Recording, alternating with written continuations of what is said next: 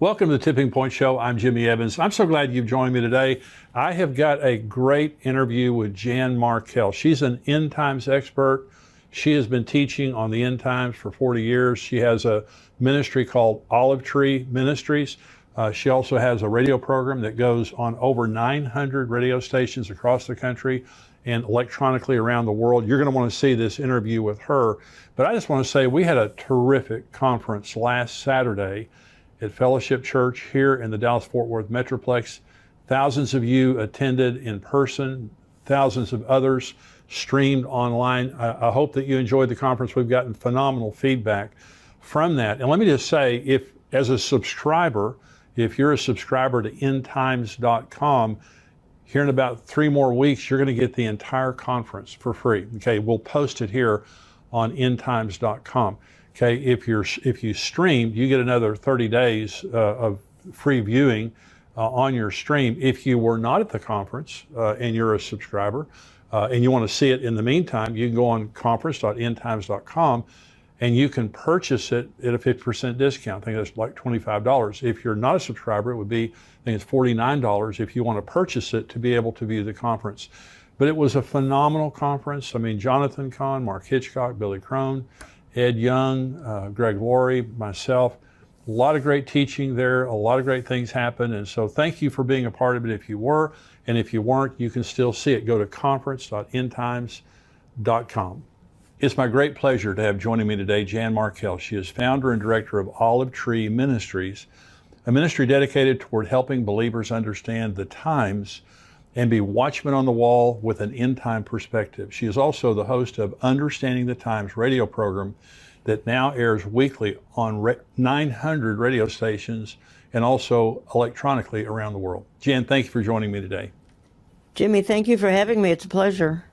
Well, I have admired your work for many years, and you are a forerunner of me for sure. You had very large conferences, end-time conferences, and you have your radio program, and you also have your website, Olive Tree Ministries. But I'm really glad that you've joined me today, and we're going to have a great conversation concerning just the things that are happening in the world, the convergence of the things that are happening in the world. And I like the word convergence because people say to you, and I know they say to me, every generation's had signs of the end times. Every generation has had an Antichrist figure, or they've had earthquakes or famines or whatever. But we're the first generation to see the convergence. Exactly. Of all the signs. And so let's begin with Russia and the Ukraine, because this is a very significant thing. Some people saying that this is the beginning of World War III. So what do you think about that? Well, and maybe it is, but my take on it is that any conflict that doesn't directly deal with Israel or indicate that it's going to ultimately end up in Israel, which of course Putin could end up being Gog, and you know, that's kind of for a little bit later, but if it doesn't involve the Middle East, I don't get real concerned about it. I'm concerned for those that are suffering, and particularly in Ukraine. But I think the question, Jimmy, is Vladimir Putin going to continue this aggression and continue the aggression and not just keep moving and try to take, say, the Baltics and some of those countries, but is he going to set his sights on the mountains of Israel? Does he want the natural gas in Israel? Does he want their high technology? And we don't have an answer to that. He certainly could, but I say until a leader puts their eyes on what they intend to do to Israel by way of harm, by way of invasion, I just think that it's more wars and rumors of wars. Now, here's the game changer. The game changer would be if Vladimir Putin unleashed a nuke, because that then, right, I think, takes all of this to the next level. And of course, he could. He's threatened to do that. And he's threatening it. That is right. So at this point, you're saying you don't believe that it's certain that he is Gog?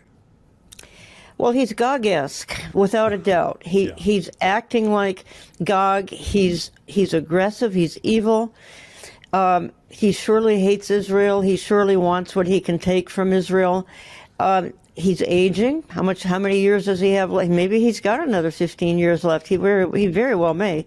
But I think we're so late in the game. I think we should keep our eyes on him and what would be his intent towards, let's just say, wanting to seize a spoil, which is wealth, Right. in Israel. And Israel has wealth, and I think he would like it. So if you start to see him, and he's I'm suspicious that he could be Gog. I'm going to leave it there because it is speculation. Let's talk about Iran for just a minute, because I read an article this morning that Russia right now is tightening their alliance with Iran, Yeah. which was already very tight. Yeah. So they're tightening their alliance there. Now, Iran, without a doubt, is a bad actor. And they are, snubbing the international community related to their nuclear program that's going on. And so what is your belief? We know that they have a nuclear program. We know that. And Absolutely. we know eventually they're going to get a nuclear weapon. Where do you think they are in all that right now? Oh, I think they're on the threshold. And where this nuclear agreement is going, I don't think we quite know. In spite of what some people may think about Donald Trump, he did some things right. And one of the things he did right was dump that nuclear deal with Iran, which began in 2014-15 under Barack Obama, which was the catastrophe of all international engagements, was this crazy, not only do we allow them nuclear capability, and allow them the ability to put nukes on missiles and hit Europe and eventually hit America, Right. but then we reward them with billions and billions of dollars. Yeah. This, Jimmy, to me, this is the essence of end-time strong delusion. You can say this is just the nuttiness of a particular political party, and I would accept that, but this goes beyond that to actually finance, become friends with, shake hands with the nation of Iran. At the very same time, they're saying death to America and death to Israel. So it's utter insanity. But what did you folks think the last days would look like? Just like they're looking today. Well, you're talking about delusion there, and I made the comment at the conference that we had this last weekend. 2 Thessalonians says God will give them over to strong delusion. Yeah. That they would believe the lie. And of course, Romans 1 says God gave them over to a depraved mind. And my comment there was deception is caused because we have wrong information or because the devil deceived us. But delusion comes from God. That delusion is when God simply takes the ability from a person to even recognize the truth. And you see the foolishness that's going on right now, the sexualization of children Exactly. in America from the White House. It's delusional to hear these people talk about what they intend to do with the, transsexualism and all that kind of stuff. So we live in a deluded society, just the way the end should look. Right, but I think the days of Noah were that way too. And again, we had, we don't have to get into the Nephilim, but we had the aberration of the Nephilim, and we had strong delusion, and we had hardening of hearts, so that there are only 8 really righteous people on the planet. Well, obviously the church is still here, so we have far more than 8, but it's a dwindling number. It's a small number of the righteous. And so I think the comparison, when the Bible says the last days will be as the days of Noah, hello, I mean, it should be really, and your illustration is perfect, Jimmy, and that is what society wants to make little boys girls and little girls boys. And not only that, parents encourage this. Parents want their little girl to become a little boy. What kind of delusion is this? And again, has God just turned them over? I think the 4 scariest words in the Bible are God gave them over. Right. To me, that says, I'm done with you. I've tried to give you the truth. You won't accept the truth. You're turning only to evil. I'm turning you over to this reprobate mind. That's a scary place. It's a scary place. And I've said this many times, but I started preaching on the end times in 1982, 40 years ago. I never dreamed that I would live in this world. Right. I never dreamed it would get this bad. I thought it would get bad, but not this bad. Yeah. And so you wake up now and you see the sexualization of children. There's a push to change the designation of pedophiles to minor attracted persons. Right. And to destigmatize that, which is unbelievable in any society. Absolutely. I mean, there are things going on. I mean, changing streams just a little bit, but I'm here in Minneapolis. My office is 20 minutes from where the George Floyd incident happened in 2020. And what came from that? The delusion of let's defund the police. Well, how's that working out for those of you in cities like Minneapolis, where I am? I've lived here all my life. It was a perfectly beautiful city, absolutely gorgeous. Now, since they're defunding our police, it's just crime everywhere. I mean, no one is safe, not even in the suburbs. And again, this comes from this delusional, God gave them over mindset. Let's take away our police. We don't need police. Are you kidding me? So again, irrational thinking that is for sure end time-ish, that again goes back to the days of Noah. This is how they thought back then. Do you think we're seeing the fall of America? Oh, well, I was ministering with Jack Hibbs and actually Michelle Bachmann a year ago, right after the Afghanistan debacle.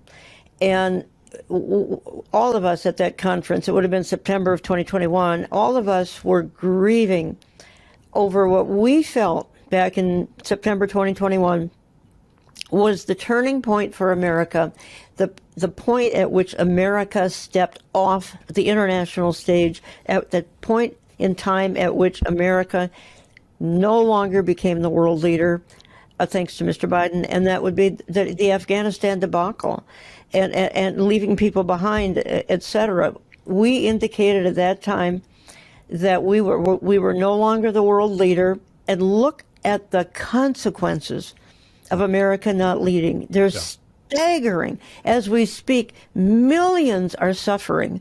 And whether it's Ukraine, you can find other areas of conflict, because America is not leading. America, because we've led for certainly 100 years, we've had some stability. Obviously, we've had world wars here, but we've had post-World War II, great stability, great prosperity.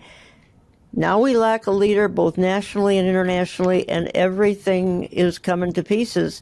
Of course, my saying is everything's falling into place, so these things have to happen. That's right. So things aren't falling apart, they're falling into place. Well, President Biden is a disappointment, to say the least, related to leadership on every level. But when you look at the globalism that's going on today, of course, Right. he is very much a part of the World Economic Forum. Right. Been a keynote speaker for them. And you have all these elites that come over to Switzerland every year, and they have an agenda. And their agenda, part of their agenda is the demise of America from being Right. a superpower, and really for there not to be the superpowers are today. Talk about globalism and what's happening about globalism. Well, again, globalism is outlined in the Bible very clearly. I think the most obvious chapter would be Revelation 13. And I think the thing, Jimmy, that I emphasize almost the most in both my radio outreach and other things, my teaching, etc., would be the rise of this World Economic Forum, this Klaus Schwab and his pals, Yuval Harari and Bill Gates, and there's just a whole lineup of them that are wheeling and dealing and scheming in smoke-filled rooms to have the World Economic Forum become the global one world government. But, you know, here's the thing. If that's true, and I do believe it is, and I do believe the fact that we're lacking a global leader is pushing us towards one worldism and a single global leader. How late is the hour? I believe that this whole great reset, I believe the reset is the tribulation. And so we're in a run-up to that tribulation.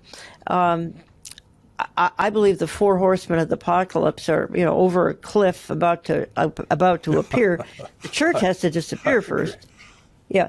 So globalism has to happen. But you know what had to happen before that could happen? America has to decline. Right. And so it's of the Lord. As hard as it is to watch, every one of your listeners and viewers, it's brokenhearted to see America's decline in the last 40 years, and certainly the last 10, 12, 15 years. But it had to happen so that this globalist effort, and I believe it's being orchestrated by World Economic Forum, again, Klaus Schwab, Yeah. it's on the horizon. It's on the horizon. But that means the church is going to be gone. Well, I believe the church is going to be raptured soon. I know that you agree with that. Imagine a world, Jan, where the delusion is like it is right now, and the church is gone. And Yes. there's no restraining influence. You know, literally you have the delusional mindset that is the global mindset, which ushers in the Antichrist, and anything he says they're going to believe because they're set up for it right now. But this is the first Exactly. time in my lifetime where I know that I'm living in an Antichrist world. I think if we were to try to pick out a single, and I'm cautious with this, but a single manifestation going on that would indicate how late the hour is, it would be the rise of this Antichrist spirit, whether it's the lawlessness, Yeah. which we see every night on the news, Yeah. whether it's countries like Putin acting the way he's acting and doesn't care what the world leaders are telling him. It's just nuts to you. I'm going to do what I want to do. It's or in Washington, if that isn't utter lawlessness going on in Washington D.C. Yeah. And of course, that's one of the major signs of the last days. I mean, that's heavily in the tribulation, and much of what we're talking about is heavily in the tribulation. But the point is, we're in this run-up to that tribulation. It's so obvious, and the only way to look at it and have hope is, hooray, the King is coming. That's right. It could be today. That's right. Well, the birth pangs, you know, Matthew 24, Jesus talked about birth pangs. Those birth pangs are happening right now, aren't they? Yeah, they're going to explode in the tribulation, but there's always, again, we're one of the most frequent things I keep saying is we're trending towards the tribulation. Yeah. So when we see the catastrophes, and believe me, they're heartbreaking. I mean, it's hard to watch them as we see parts of the world, the hurricanes, the floods, the fires, you name it. These are just a foretaste of what's going to happen in the tribulation. Nothing that's happening today can even come close to the catastrophes of the tribulation. Why? Which is why it is so important that anybody listening, you know, you don't want to go through that, and there's a way to escape it, and that's to claim Jesus Christ as Lord and Savior, and then along with the church, we're going to exit before this terrible time of ultimate birth pangs, which explode in the tribulation. But we're seeing again that run up. I believe God's sending warnings. I believe every catastrophe is a warning from God. Are you ready? If not, get your heart ready. Well, he's certainly not going to let you be comfortable in this world without a warning that something's happening. So in Matthew 25, when Jesus is talking about the parables of the virgins, the steward, and then the true story of the sheep and the goats, the parable of the virgins tells us that according to Jesus, when he returns, about half the church will be false. In other words, there were 5 wise virgins that were ready and knew the bridegroom. There were 5 foolish virgins. They associated themselves with the bridegroom, but they were walking in darkness and didn't know him. And so do you believe that there is a lot of deception that has infiltrated the church in these last days? That's probably the second most frequent theme that I address, would be the, shall we say, the wolves among the flock. Yeah. And I'm actually going to tape a radio program tomorrow about this. And, you know, you and I could probably do 3 hours on this topic almost nonstop, because after the biblical references to the rebirth of Israel, which are legion, second to that would be all the biblical verses. People are not going to give heed to sound doctrine. They're going to turn to the doctrine of demons. There are going to be wolves among the flock. So in the New Testament, the constant reference, and then there's the true church. I mean, there's Laodicea, but there's also people are going to still hold on to truth. But are the number of people that are holding to truth getting fewer and fewer and fewer. According to the emails I get, people can't even find solid fellowship today. And they may even be in a Bible preaching church, which is getting harder and harder to find, by the way. That's right. The most frequent email that comes in here.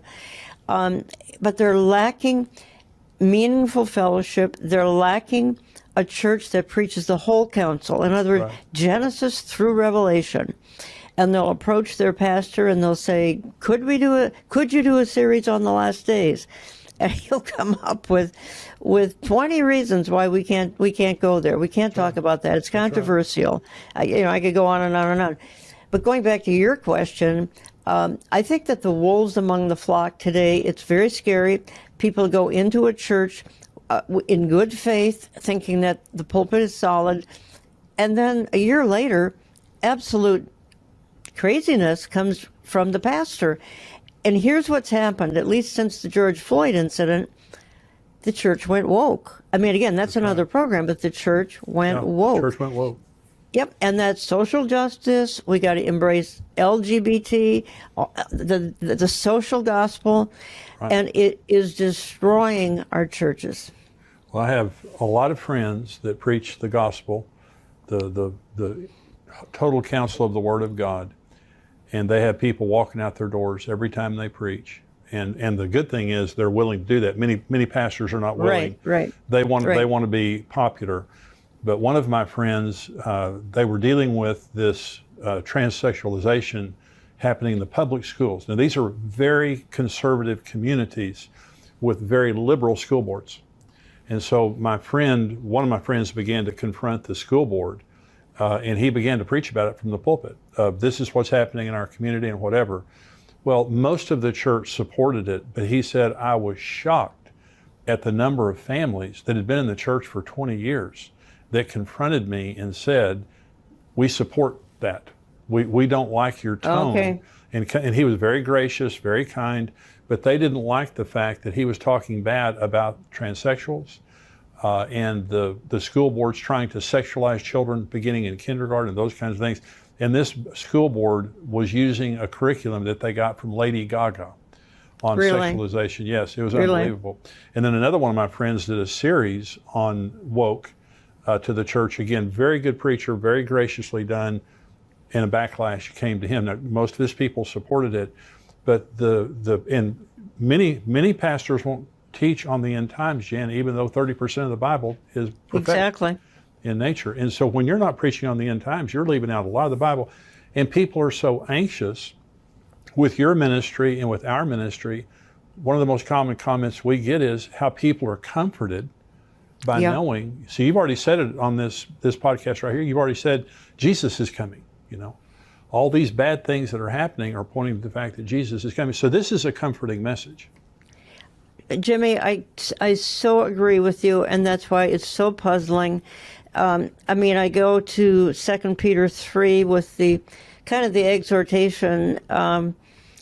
In the last days, people are going to say, "Where's the promise of His coming?" I just think that means that the whole topic that's near and dear to you and me and your followers and my followers, people are going to brush it off, scoff, mock, condemn you for believing it. Right.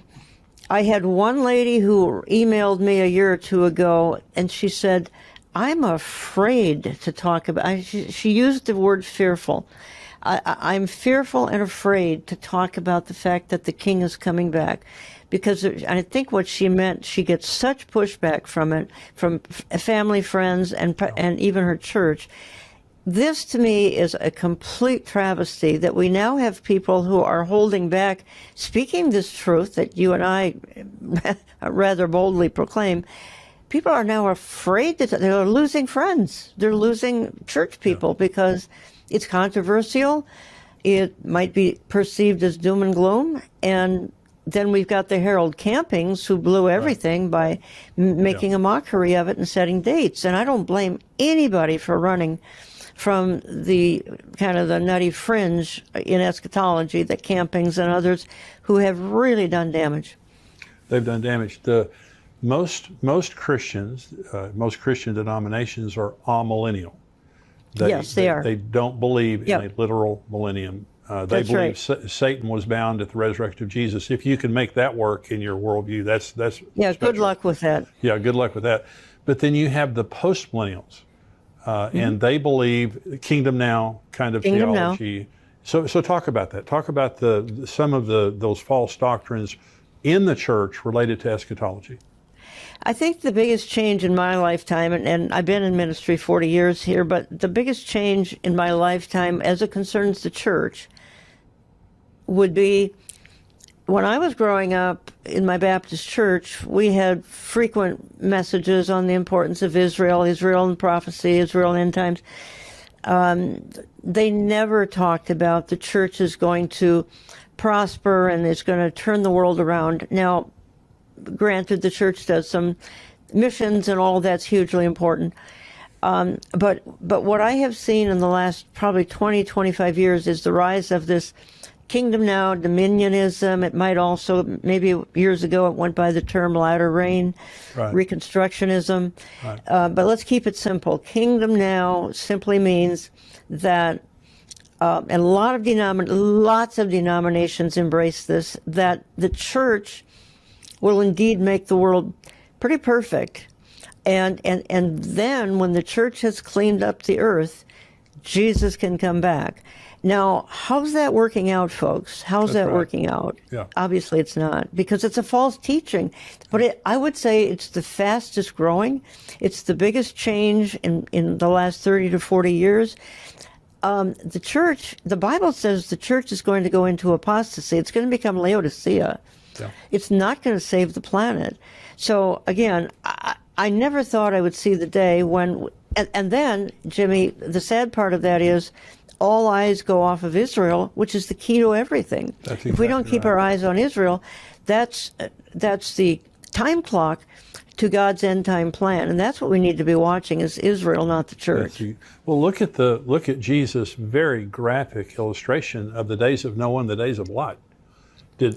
Noah didn't have a convert, and Lot That's lost right. his wife and his sons-in-law. You know, That's I mean, right. that's not a. So Jesus is talking about we're going to be in the vast minority, a righteous remnant, in the midst of an extremely evil, ungodly world, just before we get rescued, and there's cataclysmic judgment over here. And the kingdom now stuff, and I'm sure you've heard about this, but last Thursday, just about 10 miles from where I'm sitting in DFW Airport, 5 perfect red heifers were flown to Tel Aviv, Israel. Did you hear about that? Right. Of Well, course. there are many people like you and me that were thinking, oh my gosh, now they can rebuild the temple and this is a big deal. There are many people that don't like this because they're hanging on to replacement theology. There you go. They believe when the first temple was destroyed that God divorced the Jews. He has nothing to do with them. They're no longer a part of history. And of course, when they came back in 1948, that was an annoyance to them. And every biblical prophecy that's been happening ever since has been an annoyance. But the fact that they could rebuild the third temple, it just continues to, it's hard to believe when you're looking at the reality of the world today, it's hard to believe that they hang on to the fact that the church is going to go into this glory age and we're going to, overtake all those kinds of things. And there's nothing wrong, obviously, with the church standing our ground until Jesus comes and doing all the good we can do and taking all the people that we can take. But the Bible simply doesn't paint the picture of a victorious world-conquering church when Jesus returns. And yet, why is it perhaps the fastest growing theology, along with replacement theology, in the church? Again, I think the church today, not all, but so many have slipped into Laodicea. Yeah. I'm not so sure we even have time to turn that around. I mean, I'm one who expects the rapture imminent any day. I mean, I think that if those of us who are watching what's going on and trying to interpret it from a biblical perspective, it's obvious things are winding down. Yeah. It's obvious time is running out. And by the way, time is running out for people to name Jesus Christ as Lord and Savior. So, I mean, that's kind of an ominous warning. But things are winding down so fast, even since in the last 5 years, even in the last year. And I think a huge turning point was COVID. And COVID created a new mindset, not just in America, not just in the Western world. 200 nations changed the way they did business because of COVID. Yeah. They went along with whatever the government mandates were. They surrendered to government dictates. This is 200 nations. Yeah. And I think they looked for almost a global savior to keep them well, so to speak, and then they turned to government to keep them well. So I think COVID was a turning point 2.5 years ago. I don't think that mindset is going away. I mean, maybe the pandemic is slowing down, though I think that's another program. But I think that COVID was a huge wake-up call to the world and the church. Absolutely. A lot of people watching right now, Jan, they're good-hearted Christian people who love Jesus. How can they stand strong in the midst of all that's going on in the world until Jesus comes? Well, we know God has not only everything under control, God is allowing everything to happen. He certainly is not causing, not perpetrating all the evil that we see, but things have to, there's a roadmap in the Bible. And so much of that roadmap is we're now on the highway that's leading towards the very end of the end. And I think that makes this a very exciting, though challenging, generation to live in. Yeah. But God has orchestrated everything. He said the end times would be perilous. He said that there would be delusion in the end times. He said that we need to be encouraging one another, Hebrews 10:25. And I want to encourage your listeners to be in some form of fellowship, even if it's a home fellowship. Yes. Have some kind of support around them. If they can't find a church, and I hear from many who can't, at least get into some kind of a fellowship. Because if you're not going to be encouraging one another, Hebrews 10:25, you won't make it. That's you right. won't make it without some kind of physical or emotional collapse, because things aren't going to get better. And I know people are putting a lot of faith and trust, say, in the elections of 2022 and 2024 and going back to normal. My own opinion is going back to normal probably isn't ever going to happen. We're too late in the game. A trumpet is going to sound any day. The church is going to be removed. Those left behind are going to have something unspeakable to deal with. It's called the time of Jacob's trouble. Yeah. Jacob, by the way, is Israel, not the church. But I encourage people to be encouraged, because for some reason God called every listener, to you and me, to be a part of this generation for a reason. And I think it's to be salt and light and delay the decay, proclaim the gospel, and to encourage people to look up. Jesus is coming any day. That's right. I want you to read, you have a... Sure. I'm taking a trip, if you wouldn't mind reading that. Okay, I didn't write this, but I often close with this. It's written by ministry supporter Sandy Taszynski. And one of your producers asked if I could share it, and this will take about a minute and a half, and she writes this, and I hope it does encourage. She says, I'm taking a trip to a foreign country, a country I've never seen before. This will be much different than previous trips. She says, I won't need to pack any clothing, no glasses, no medications. My passport has been purchased and authorized with a great price. She says the tour guides on this secure flight will be courteous and swift, and I will pass through security like a breeze. I guess this is a round trip. There will be a layover celebration before I will be returning with an enormous tour group made up of many horse-riding folks. And then she says, there is still room on this flight, and I hope you will be coming, but you'd best hurry as the standby list is filling up fast, the red eye too, and time is running out. And then she concludes, Be ready to depart in an instant, and keep watch on the overhead screens, because you do not know what time or gate we will depart from. And then she says, a new name will be given to me in this new country, so my name tag will change, but you will still be able to recognize me by my beaming smile. Then we which are alive and remain shall be caught up together with them in the clouds to meet the Lord in the air, and so shall we ever be with the Lord. And that's why what we have to share, Jimmy, is the best news ever. The King is coming, and we are going to live with the Lord Jesus Christ forever and ever and ever. And if folks would like a copy of this, just write us through olivetreeviews.org, olivetreeviews.org. I'll be happy to send them a copy of this. We've sent hundreds and hundreds of these, so feel free to write, folks. That's fantastic. And Jan, how can people listen to your radio program? Well, we're on between 900 and 1,000 radio stations. The easiest way is to go to olivetreeviews.org and go to syndication, or just listen on our website.